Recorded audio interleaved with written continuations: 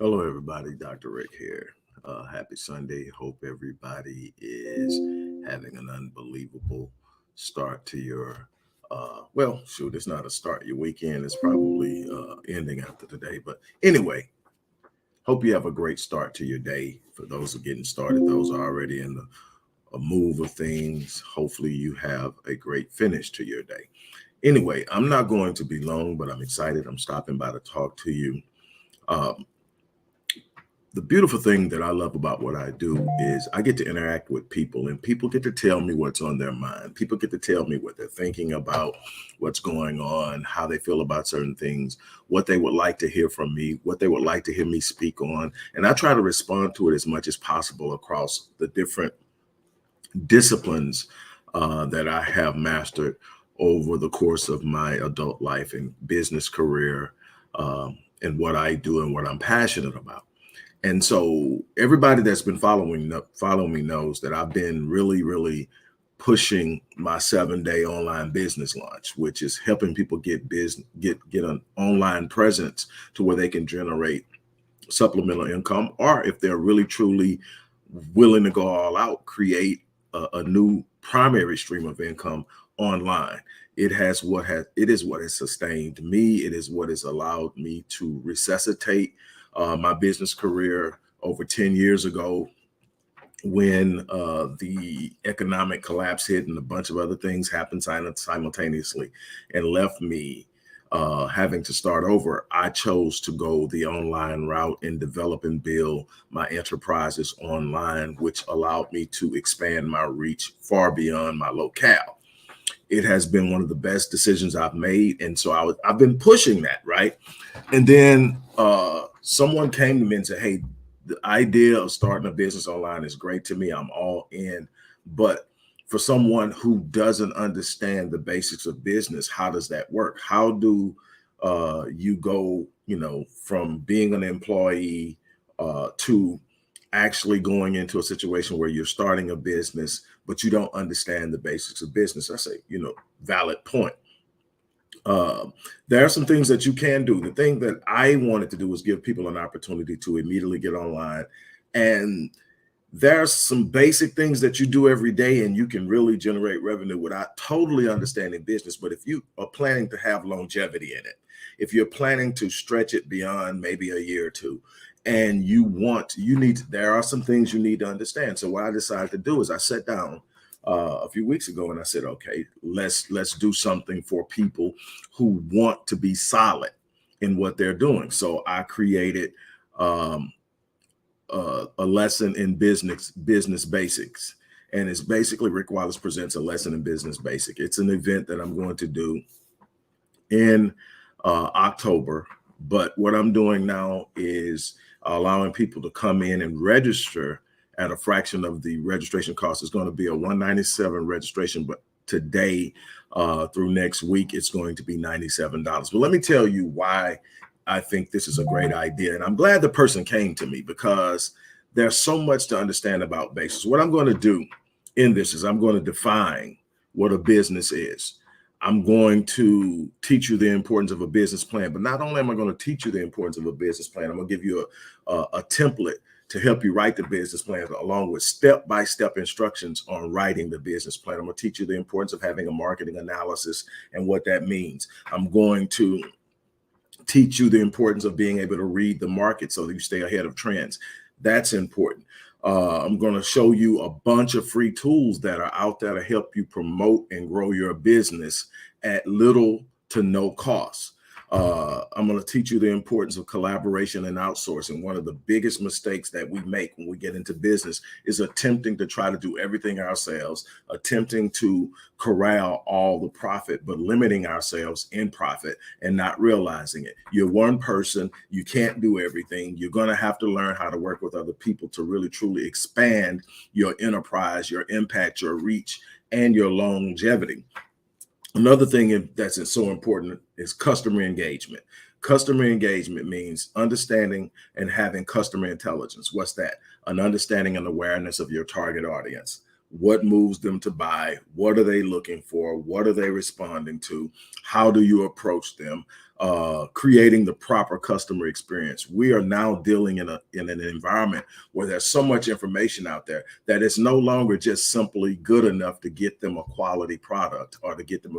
They want an experience now because they are aware of what's out there and what everybody's doing and what other people are bragging about they got over at this dealership, or what everybody got at this boutique, or what everybody got with this particular consultant. And so now they have this idea of what they want outside of getting the results. They want an experience that they can talk about, that they can sit up and live. And you want to give them that experience. The importance of customer experience is huge. But the biggest thing to me when I think about customers is customer retention. Why? Because that's the longevity of your business. My business has been sustained not because of my ability to acquire customers or to get people to buy what I'm selling. It is getting people to reinvest at a higher level consistently. In other words, they start here, they get the results they want, and then they say, you know what, I want to take it a step higher. And you not only be able to deliver that, but you're delivering it in quality. You're giving them an experience that they literally identify with. They become attached, they become loyal. You hear customer loyalty all the time. Customer loyalty is what guarantees long-term success in business. And we're going to talk about that. We're going to talk about how you move in that. The beautiful thing about getting into business now is social media. Here's the problem that I see in social media. Most people on social media are spending so much time trying to convince people of their success that they are failing to use the platforms as a means of becoming successful. My thing is I do everything I can to share things that uplift people. I do everything that I can to share people to stuff that challenges people to move in ways that enhance their life and their lifestyle. I definitely promote my business and what I do. I'm offering myself in many ways, but just being on there to try to impress people or make a person feel you have something that you don't, or you've done something that you haven't, and you could literally actually be doing it if you understood how this thing worked. People are literally eating off of what's going on social media, and a lot of times we're on there and we don't realize we're telling them what we want, and they're presenting it to us in the exact way we say we want it, and we go, well, wow. And there you go, and you jump on it. The thing is, you have the ability with social media, with the internet, to properly engage people, to present things in a way that you can literally enhance what you're doing, enhance your lifestyle, grow your business, promote your idea. Now, again, I'm going to go back to the top and then I'm going to be done. We're going to talk about all the things I just mentioned. But here's the thing, defining business. People always talk about having a business. And I'm often asked, what are the considerations you give when you're thinking about starting a business? My thing is, people are constantly telling you what they want. What you have to do is ask yourself, does my skill set or the connections I have put me in a position to solve that problem or meet that need? And if it is, then there is a way to generate revenue doing it, because if something is valuable enough for a person to have, to acquire, to achieve, to accomplish, they will pay for it. So in essence, a business is this: identifying a problem, looking at yourself, your skill set, your connections, your resources, and saying, can I meet that need? Can I solve that problem? And if so, how do I solve that problem? And then once you determine you can solve the problem, you say, okay, what is it worth to this group of people, your target audience, the people who are in the scope of that experience that problem in a prevalent manner? And you say, okay, what is it? How valuable is it to them? And you look at it, and you can look at what other people are doing. If there are other people trying to meet the needs, you can look at what they're doing and how they're presenting it and whatever. Or if it's something so unique that you're coming in with, you are the trendsetter. And when you are the trendsetter, you get to set the price, because you're the first person that's coming in with a realistic resolution to what it is that they're asking for. And so that is the beginning of business. So my first consideration is, when I'm looking at something and saying, okay, am I going to enter into this market? The first consideration is there a problem prevalent enough that people are anxious and have an urgency to have a solution to this problem that doesn't already exist, or that I feel I can do in a way that it isn't being done, or do it better than it's being done. That's the first consideration. Then I have to consider how I'm going to deliver it. In what manner am I going to present it? In what manner am I going to deliver it? In what manner will it best serve the people who need it, so that they can have access to it, so that they can experience it, and so that they can see the results. And so it's problem solving with a level of quality. And then finally, it's how unique is the solution. Because here's what happens. You enter into a market, and the big part of the market is going to be dominated by people with big bucks. You know, if you go into retail, your Macy's and all the dealer and all those are going to be dominating that. That's not where you're going to get on at as an individual business owner or an entrepreneur. You're going to find small spaces like boutiques and stuff like that. But then you have to understand is why, or, you know, how am I going to get people who are going to these big places to come over? You're going to be looking for people who are looking for nuanced products and services, something that's slightly off or something that's unique, that they can go and have an experience that the average person isn't having. The experience is huge. I keep saying customer experience is huge, because you can provide the same product, but provide it in a different way, and people will gravitate towards you if the way you're providing it provides an experience that they enjoy. So that's the thing you're looking for. Put your personality into your business, because your personality is unique to you, and your uniqueness is what's going to distinguish you from other business owners. So you have to have a problem. Now, some people go for the need, not the need. Some people go for wants. There are trends on wants. There are trends. I haven't ever been a trend jumper. Trend jumpers can produce a lot of money real quick, but you got to keep jumping trends, because the trend dies. Primary example, when the pandemic first hit, selling masks was a big thing. You could get a bunch of loot real quick. The problem is, yes, exactly, a niche. Perhaps you have to jump into a niche. Black ice apparel, you're right on point.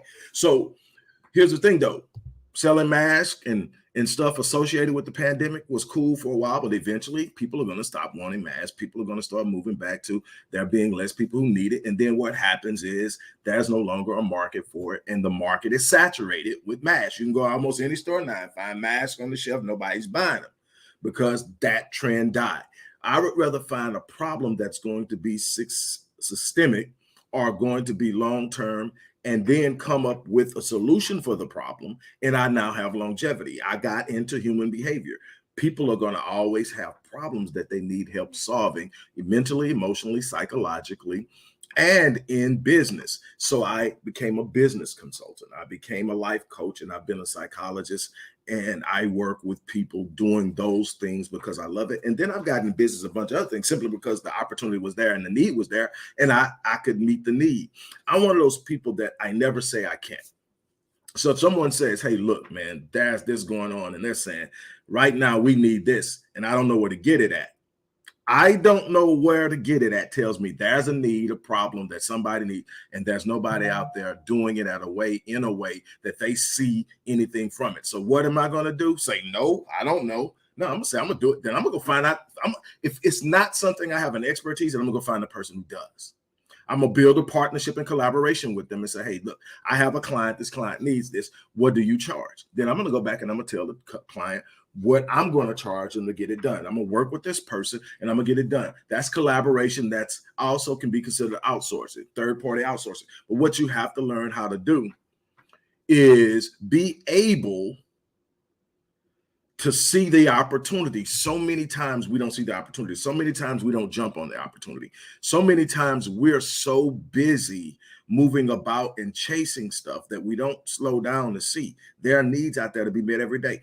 Here's the thing. While most people are on social media socializing and one-upping one another and all the other stuff that happens, there is a group of people like myself and a lot of other businesses, and definitely the big ones, that are simply on there paying attention to what you post. I have literally conducted studies as a person who uses scientific method to understand things. I conduct studies. That's what I do. I do research. Facebook, Instagram, YouTube, especially Facebook, YouTube. But here's the thing: all I have to do is find someone who's posted something that I want to collect data on, and then I sit up and I observe how people respond to it. And then I get all of the answers. I can collect that data. Now, here's the thing: a lot of people don't realize you can go to Facebook in your settings and request all your data be downloaded. You can take everything that's current all the way back to when you first started and have it downloaded, or you can pick certain spots or time frames and say, I want this information downloaded. Now I take that downloaded information. Now I categorize it. I break it down, analyze. It's telling me what people want. And there are companies a lot larger with a lot more money than what I have that can sit up and literally have algorithms that pull that stuff. And they are sitting up and they're looking at what you're saying and what you're doing, and they're gathering information, learning how to market to you, how to sell you, how to move you. Pharmaceutical companies are learning how to sell you. All this stuff is a part of how everybody's doing business. A bunch of us are on there socializing, and then other people are setting up their business enterprise by observing what we say, how we say it, what we complain about, what we enjoy, where we like to travel, what music we like. I mean, we're telling them everything. The best place to gather customer intel right now is social media. If you need to know what your target audience is talking about, I guarantee you there are at least 20 groups on Facebook where people who want to buy your product, your service, your expertise, your specialty. And let me tell you something. Don't tell me you don't have a service to offer. If you've worked for your company for 10, 15 years, you've put enough time in that you are literally an expert in whatever it is you did for them. And there's a place that needs your consulting advice in order to do better in what they're doing. Trust me. But you got to have a mindset shift. And I talk a lot about that. My morning motivational stuff is about how you're thinking, how you're moving, why you haven't moved yet. But I want to give you the strategic side because that's important as well. Over the course of my 30 years, I've literally dove into 47 endeavors. I brought all of them to profitability. Some of them I dove into knowing that I was going to sell at a certain particular time, but I wanted to move into it just in some instances just to prove that I could. And in other instances, hey man, I want to get that. I'm not going to pass the opportunity up. It's not something I'm passionate about. And you got to know how much you can handle at once. Well, if I'm looking and saying, man, I'm pretty big, but I'm not passing that opportunity up. Get in on it, get something out of it, sell it, move on. But, and again, I'm one of those people that believe if you don't have an exit strategy on your business, you have a glorified job. Even if you plan on doing your business the rest of your life, you need to have an exit strategy that is beneficial to you economically, socially, and for your emotional and mental health. You got to have that, or you just have a glorified job, something you got to do every day, or you're going to sink. And then it becomes something that drains you. That's on another level. But what I'm trying to get you to understand is what a business is. And I distinguish between a business and a company. A company is something that does business. The business is the actual service you deliver. You're doing business with someone. You're doing an exchange with someone. You're providing them with something, and they're providing you with some form of compensation. The company is simply the housing of what type of business you do. So you got a bunch of companies that ain't doing no business, in other words. So what I decided to do, somebody came to me and said, hey, man, I love that course, 7-day business lunch. And literally that just came from over 10 years ago and say, man, I got to restart and I'm going to build my enterprise online this time. Why? Because now I have clients in Australia, South Africa, the UK. I have them in certain destinations in Kenya, Nairobi, and in the Caribbean. And I have clients obviously in the US. And I am locally in wherever place I'm living at the time, because I've lived in more than one place since I've started this. But where I'm saying is it extends my reach. It takes the limits off of what I'm capable of doing. It allows me to move more fluently and have better reach. My thing is really big about reach because I'm trying to help people change their lives. So what am I saying? I'm saying that this is by far the greatest opportunity and chance to enter into the world of business, especially for people who are willing to get out there online, because you can do it at, I mean, literally at no startup, if you're willing to go a lesser refined route. I'm real big on branding, so it's going to cost you a little bit. You want a name, you want a domain name that is reflective of what you're doing. Costs you anywhere from $9 to $15. You want a professionally polished website. If you are good with moving and doing spatial things, you can probably get that done for a little or nothing yourself if you've got the time. If not, you can pay someone like my company, Myriad Business Solutions, to do it for you for $500 or less, depending on how you want it. I remember when I started, getting a good website could be as expensive as $5,000. And depending on what you wanted to do and how you want to do, it can still be pretty costly. But what you need to do in the presence you're trying to create, it doesn't need all of that. You have everything it takes. But what you're going to also have to have is an understanding of the importance of customer engagement. You need to be able to meet a need. You have to be very defined and precise in saying why you're different from everybody else, because everybody's out there. But what I love about my approach to business is, okay, I'm going to identify a problem. Then I'm going to see if I'm capable of providing the solution. If I'm capable of providing the solution, how is my solution different than the others that have been presented? How much more effective is my solution than the others that have been presented? And how effectively can I distribute or dispense the solution? That's the first thing. The second thing is always be available and in some way make sure that you're providing a quality product. That nothing is perfect. So I'm gonna tell you where you really actually win at is when someone has a question or a concern because something was missed. Your humanity is engaged and presented, and the natural thought process of the client, customer, whatever you want to call them, is, hey, here we go. When you respond, or your team responds, depending on whether you bring in an automated response system or whatever, however you're going to do, all this stuff is out there.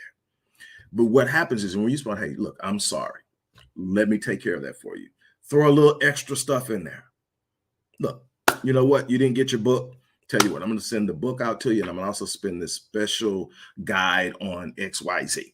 And I'm going to send that out at no charge and whatever. And I mean, sometimes to quiet a client, I'm like, hey, look, I'll give you a free session with me. That's $350. It's on me. When are you available?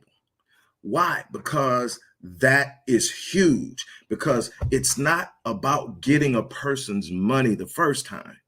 It's about getting a person to believe in what you're doing and respect what you're doing at a level that they're connected with you. And they may not spend with you for a while, but the next time they need what you offer, they're coming to you. But more importantly, they are telling other people about you. And even more importantly, they're not out there bad mouthing you. These are the things that are so important to business that, quote unquote, most Black businesses get black eyes for, when actually most of us do a pretty decent job at doing it. So we have to understand that people are expecting us to do things horribly, and they actually want us to be perfect when no place is perfect. All you got to do, if you want to realize how horrible customer service is now, call any place that you have an account and try to get a live agent on the phone. Oh, that's fun. You're gonna find out if your Zen is and your chi is at Zen level if you call and try to get somebody on the phone live. But here's the thing. I'm doing this event because I want people to win. I want people to know that they can be out there creating their life and establishing a life for themselves. And this is why business is so important to me. It allows me the freedom to move in my life the way I need to be the best I can for the people in my circle, the people I love, my family. It allows me to set a course in my life that I can set up and establish, hey, this is where I want to be, and work hard at it and get there. It's not easy. I don't want anybody to think it's easy. It takes a lot of hard work. It takes a lot of discipline. It takes a lot of ability to take hits, because nothing is perfect. But here's the thing. When I die, I leave what I built to my progeny, to the people that I've worked hard for. When you're working a job, that job goes to the next man up, and your family gets whatever's in your pension, if there's anything in there. But when you're sitting up and you're building, you get to build. And plus, you set an example for the next generation of what's possible. There's so much into this on a psychological, spiritual, and emotional level. But I also want you to understand that if you gain an understanding of these principles, defining a business, the importance of a business plan, marketing analysis, understanding how to enter a market, understanding where you find your space. One of the biggest things that you're going to have to understand when you get a business is, where's my market share? What part of the market do I want? I'm not trying to compete with Tony Robbins. I'm not trying to compete with Eric Thomas. I'm not trying to compete with Les Brown. I found a space where what I do, nobody else does. Not on the level I do it, not with the crossing and dissecting disciplines that I have. And so I have a unique space, and I'm good there, and I'm growing it, and I'm expanding it, and I'm building exposure. And I'm at that place now where this month is about the scale out. And so I'm like really strained and pulled, but at the same time, man, look, I'm excited. Why? Because I built it. There's nothing like that feeling. And I want people to experience that. And so this particular event, which is Rick Wallace presents the lesson in business basics. I'm sitting up here looking at the screen. I just created some graphics for it. And so I'm looking at the screen. I got screens everywhere. But I'm looking at it, and and I want to really help people. So this is going to pop off in mid-October. It's going to be a virtual event. I'm actually going to be doing a live virtual event in November.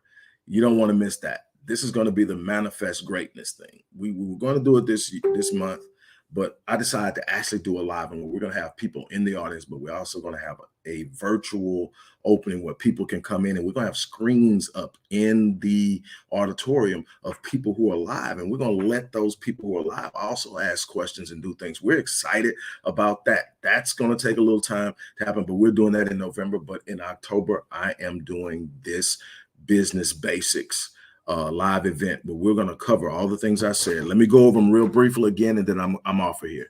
We're going to define what a business is, solving a problem, basically. But I'm going to break it down to you how you do it. I'm going to show you how you are able to identify business opportunities by simply paying attention to what you see on social media. The importance of having an effective business plan, how to write it. I'm going to give you a template to write it. We're going to give you step-by-step instructions to write it. We're going to talk to you about marketing analysis. We're going to give you information on that. We're going to give you information on how to set up an online presence. We're going to give you information on how to promote your online presence using free tools or low-cost tools. We're going to teach you how to read the market that you're in so that you can stay ahead of trends. Here's the thing that was said at the turn of the century.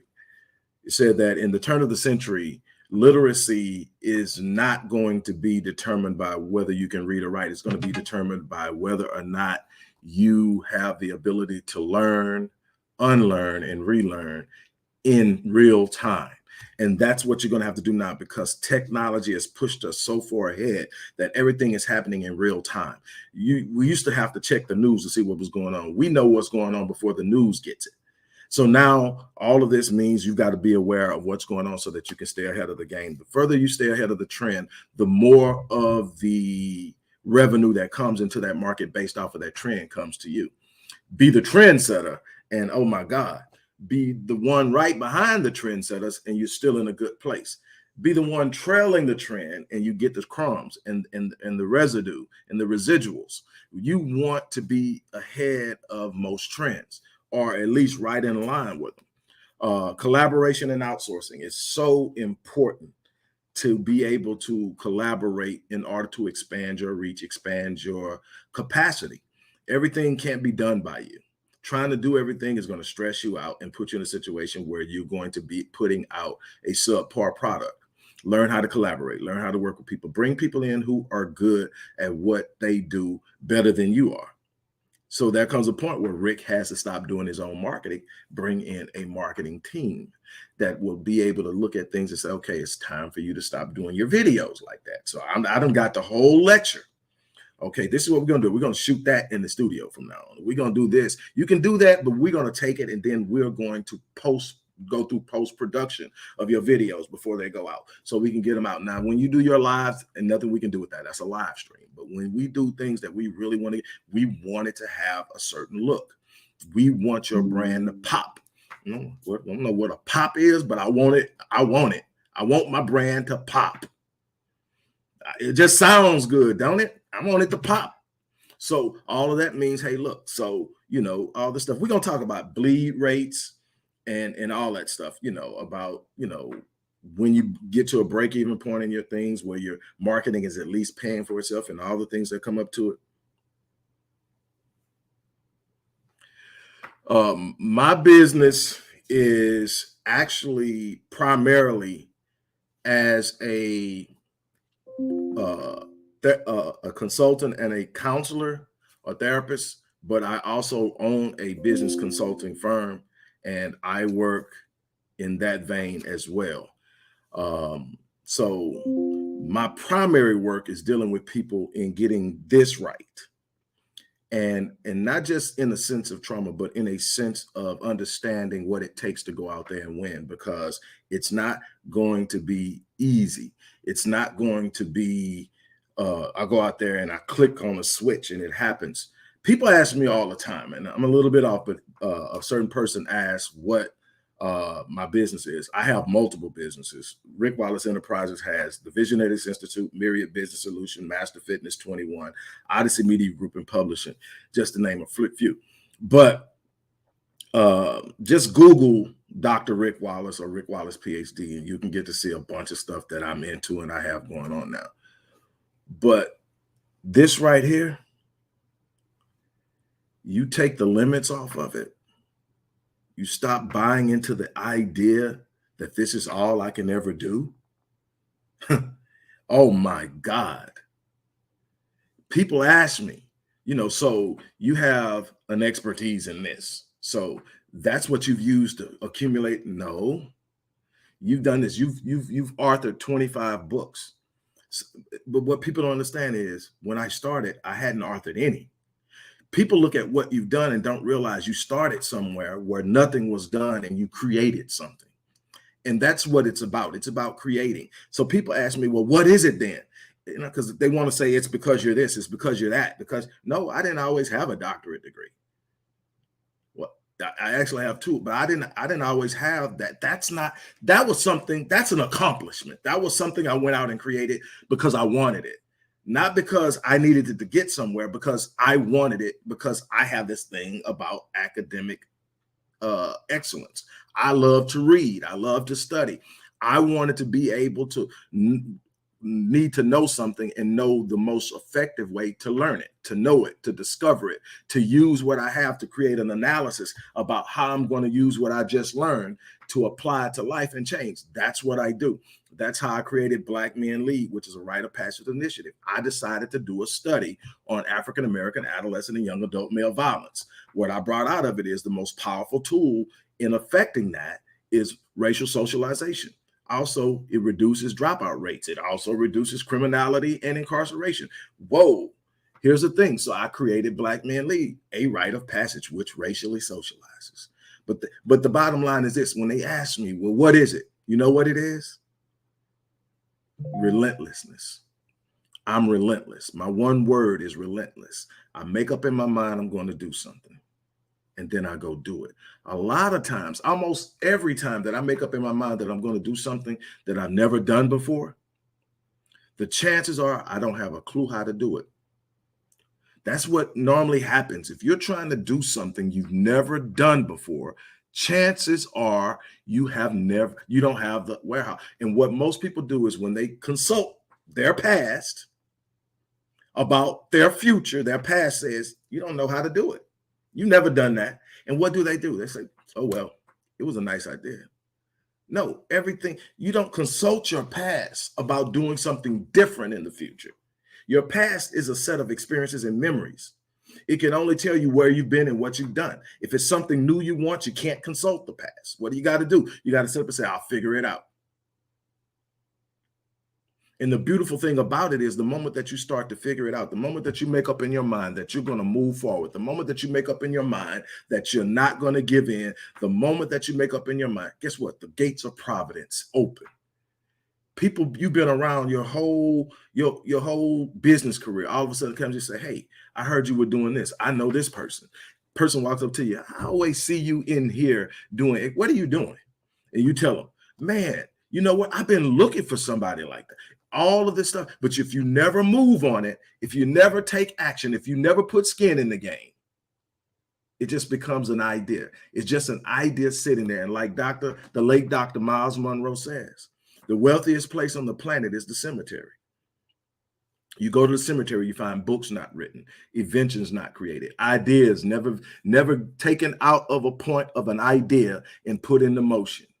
You find all kind of businesses never started. You take people and they've taken their entire potential to the grave with them. So normally when I do a video, at the end of the video, I have a tendency to say I live my life on full so that I die on E. All that means is I'm not taking my potential to the grave. I'm going to give life everything I have. Every day, I make sure I invest what I have for that day in that day. I'm going to say this and I'm done. I tell people all the time, procrastination is the thief of time and opportunity.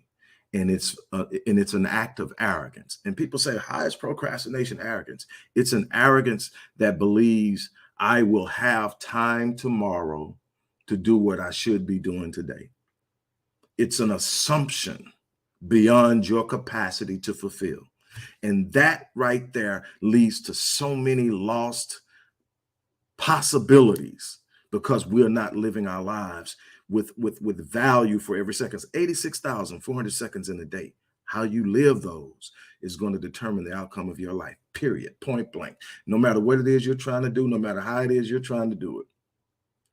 That's it. You are going to have to wake up and say, you know what? Next level.